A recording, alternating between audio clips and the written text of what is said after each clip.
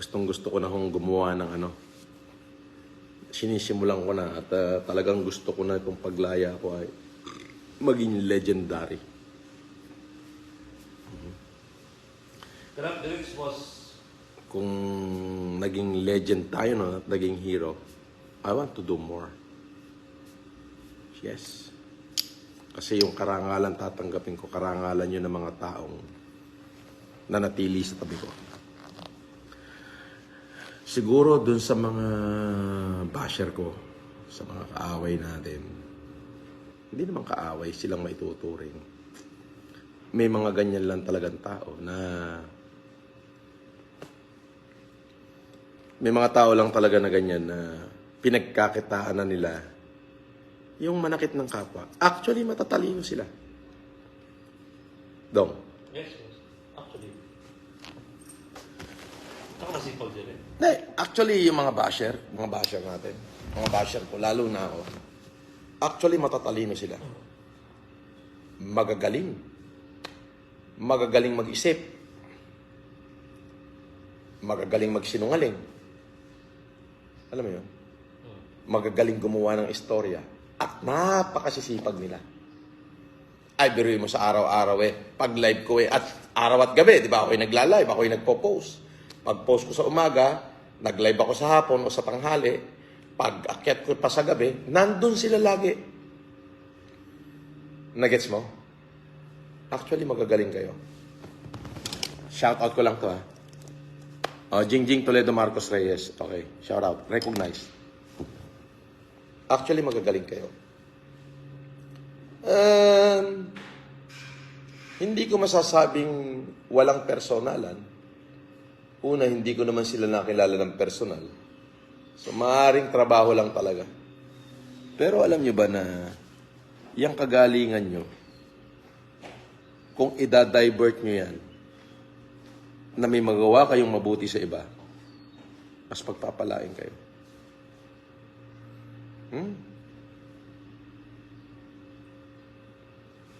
Halimbawa, yung kagalingan nyo, yung katalinuhan nyo na yan, na pag-iisip kung paano nyo ako ibabash.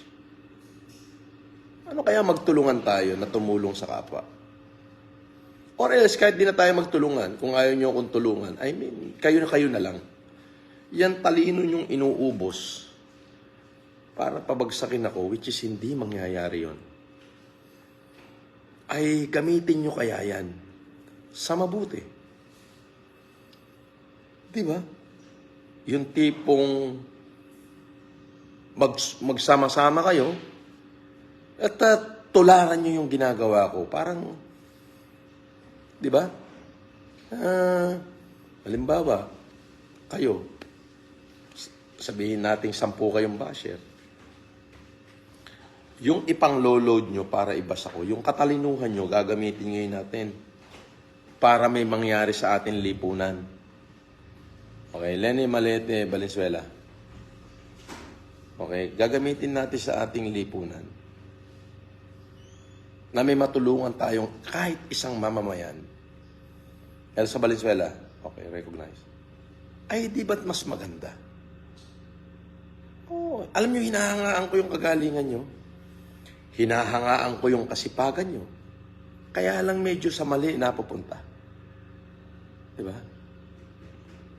Ang nangyayari kasi, yung talino nyo, yung kagalingan nyo at kasipagan nyo, shout out,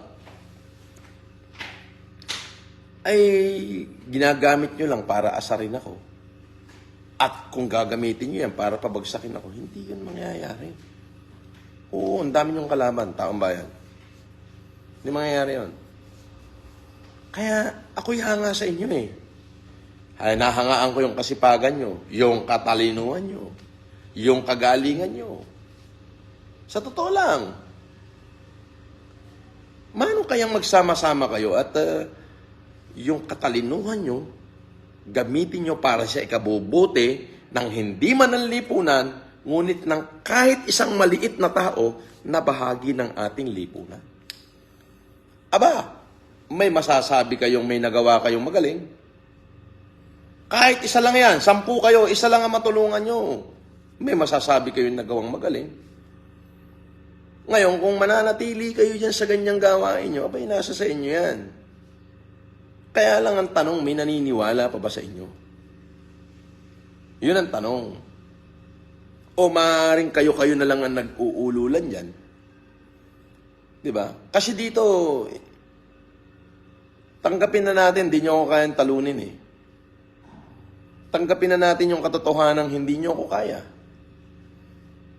Pero ako'y humahanga sa inyo. Humahanga ako sa katalinuhan nyo, kasipagan nyo, bro nyo eh. Ang galing yung magta-type dyan. Ang talino yung mag-compose ng mga sulat. Ang sisipag nyo pa. Di ba? Sobrang sisipag nyo pa. Pero alam nyo, mas magiging makabuluhan ang buhay nyo. Sabi ni Suso Samantha Serleo, pa-shoutout po sa ate ko from Bohol. Ate Sheila Soso, mag-asawa na po kayo, ate ko. Aba, Sheila Soso, mag-asawa ka na raw. Ay kung kailangan mo ng mga asawa sa'yo, marami kong mga taon din eh, bibigyan kita. Ma'am Lorna Rechadores Rutherford and Sir Julian Rutherford, mabuhay po kayo. Okay. Yun. Totoo lang. Ito ay hindi lamang opinion mula sa akin, kundi ito ay nanggagaling sa akin puso. Diyan sa mga basher ko, ako'y hanga sa inyo. Matatalino kayo. Okay? Tikyatot, recognize, 50 star. Matatalino kayo. Masisipag kayo. Maagap kayo. Bakit di kaya ganitong gawin natin? No? Imbis na sayangin niyo yung oras niyo sa akin. Janice Pascua Visitasyon. Ay, bakit hindi kaya subukan nyo, let's say, 10 kayo dyan, yung ipanload nyo para tirahin ako, let's say, maglo-load yung isa na 100. April, August, 50 star. Philip De Leon, 100 star. Philip De Leon again, 100 star. Gloria Pangilinan, 50 star. Ron Marie, 50 star. Okay. 10 kayo, maglo-load ko yung tigi-tigi 100 piso para upakan ako. Ay, 1,000 yun pag pinagsama-sama nyo. Bumili kayo ng kalahati sa akong bigas. 750. O kaya 10 kilo na lang. Tapos bili kayong grocery. Hanap kayo ng isang talagang walang-wala. As in yung walang-wala. Itulong nyo. Meron kayong nagawang mabuti sa lipunan. M. Sparkle. Di ba?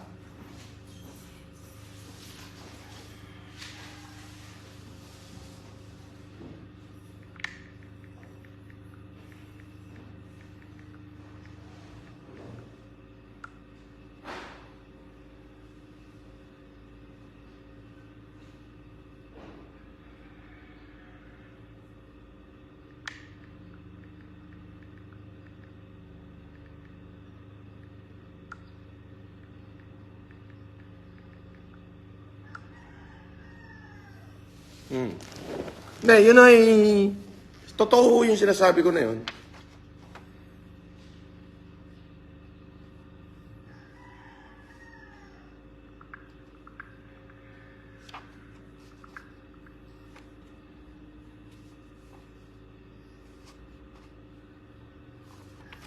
Na yung inuubos niyong oras ko sa akin. At sandali, may nagpa-star dito. Nguyen Castillo Rossi, take care and God bless you always. Manguyan, maraming salamat po. Thank you, Manang.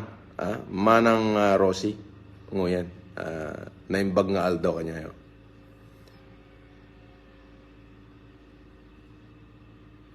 Oh.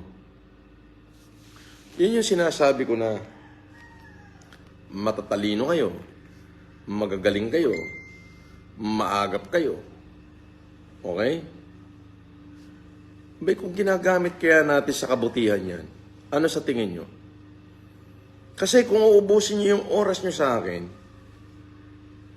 ay alam nyo yun, baka dumating yung time na masaktan nyo ko o masaktan ko kayo, ay hindi ho maganda.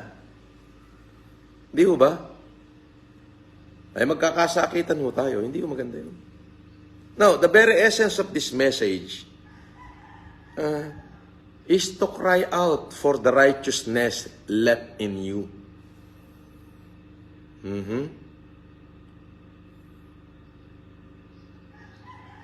I'm appealing for a brotherhood. For your unity, not mine. Di ba? Yun yung tanong eh. May maiiwan ba kayong legasiya? Kasi kung magpapatuloy yan, kaya wala namang problema sa akin. Ay, pipitikin ko lang kayo ng kaunti. Ay, sasabihin ko lang kayo duwag. Tayo'y duwag, buraot, walang bayag, ganun lang. Nagpapalitan lang tayo ng hindi magandang salita. Ano kaya kung tumulong kayo? Total, napatawad ko na kayo eh. Di ba? Napatawad ko na kayo noon. Yung mga hangalan nyo noon, pinatawad ko na. Bakit hindi nyo subukan na magsama-sama kayo? Yung ulitin ko, hanga ako sa talino nyo. Ang galing nyo mag-isip. Bara-bara isip pero magaling. Maagap kayo. Masipag. Yan. Pero kung gagamitin nyo yan sa tama, pupuriin kayo ng tao. Isa na ako doon sa mga pupuri sa inyo. At ipopromote ko pa kayo. Ganun yun. Kasi, alam nyo sa sarili nyo, hindi nyo ako kaya eh. Alam nyo yan. Kahit magtututuwad kayo dyan, hindi nyo ako kaya. Bakit hindi nyo ako kaya? Unang-una, I live by my action. Yes. My humanitarian stockpile speak for me. Yes. Oh, yun. Hindi ko kailangan magsalita eh. Yung stockpile ng mga humanitarian project at activity na ginawa ko, sila yung nagsasalita para sa akin. Those people na nakatanggap ng humanitarian ko, they speak for me. Kaya kahit magtutuwad kayo, tumambling kayo dyan, hindi nyo ako kaya.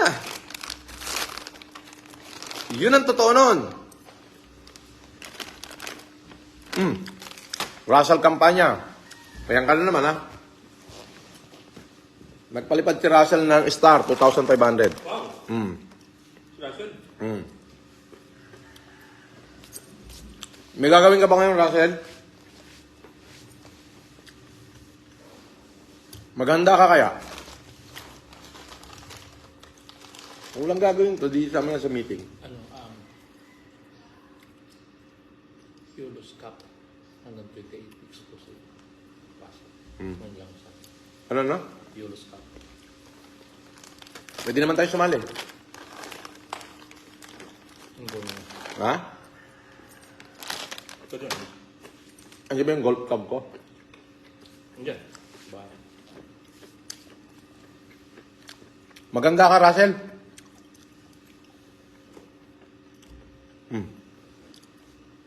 Kakain ako ng dinner dyan.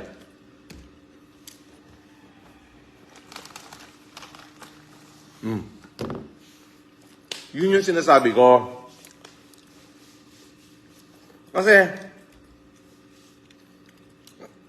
hindi to opinion ha.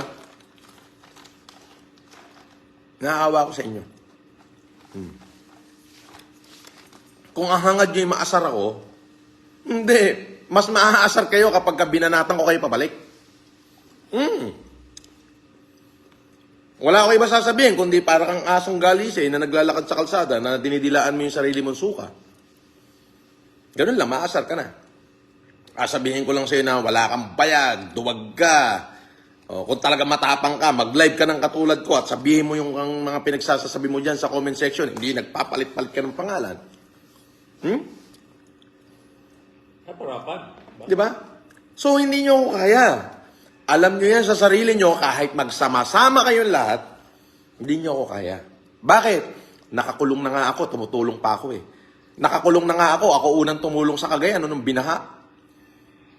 40 toneladang bigas yung binigay ko sa Cagayan. Bawat pamilya na nalubog sa ba, isang sakong bigas. Alfred Angeles, thank you for 100 star. Hindi nyo kaya. Nakakulong ako, bumaha sa Montalban, Rizal. Ang dahil video niyan, makikita nyo. Nakakulong na ako, nakasunugan ng Alabang. 500 families yung nawala ng bahay. Pinadalang ko, tigitigisan sa akong bigas. Siyempre, katulong ko yung mga member ng FFCI. Di ba? So, paano nyo kakayanin yung stockpile ng isang tao na nagsasalita para sa kanya? Hindi man ako magsalita, kalaban nyo ang dami. Jose Junior, Dogayo, Esmeria, o ayun, 10 star. So, John, Aiko Victoria, 10 star, thank you. So, yun yung sinasabi ko, na magtutuwad man kayo ng mga basher ko, hindi nyo ako kaya. Aminin nyo sa sarili nyo yan. Why? I don't need to speak para siraan ka. Why? Let my stockpile speak for me. The humanitarian stockpile ko masyadong mataas, hindi mabilang. Pero, kung yung katalinuhan nyo na yan, yung kasipagan nyo, katalinuhan nyo, magsama-sama kayo. Pagsamasamahin nyo yung konting resources nyo na sana'y uubusin nyo para sa akin. Katulad sinabi ko, kung 10 kayo dyan, kung 20 pa kayo, 20 kayong basher, 100 ang panload nyo, 20 kayo. Nagsama-sama kayo, yung tigi-tigi 100 nyo, nabuo, 2,000 yun. Bumili ka ng isang sakong bigas, 1,400. Bili ka ng 600 na grocery. Humanap kayo ng isang taong